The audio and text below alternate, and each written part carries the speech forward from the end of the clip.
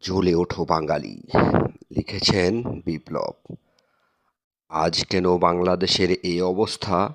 রন্ধ্রে রন্ধ্রে ছড়ে গেছে দুর্নীতি, সবাই মিলে দুর্নীতি প্রতিহত করার কি করতে পারি না কোনো ব্যবস্থা? মন্ত্রিপরিষদ কিংবা সচিবালয়ের সচিব থেকে শুরু করে আপামর জনসাধারণের জ্ঞাতার্থে আমরা কি এ আবেদন রাখতে পারি না? ঘুষ খেয়ে বা ঘুষ দিয়ে দেশের কোনো অমঙ্গল করব না, নিজের বৈভবের লালসার চরিতার্থ করব না।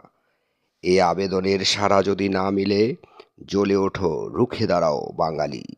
যার যা কিছু আছে স্মরণ করো সবাই এক হয়ে, আমরা যুদ্ধাহত বাঙালি, আমরা যুদ্ধজয়ী বাঙালি। যেদিন এক হয়েছিল ভাষা আন্দোলনে, দেশের স্বাধীনতা যুদ্ধে, সর্বক্ষেত্রে দেশকে উন্নত করতে হলে জ্বলে উঠতে হবে আবার বাঙালি। জ্বলে ওঠো বাঙালি।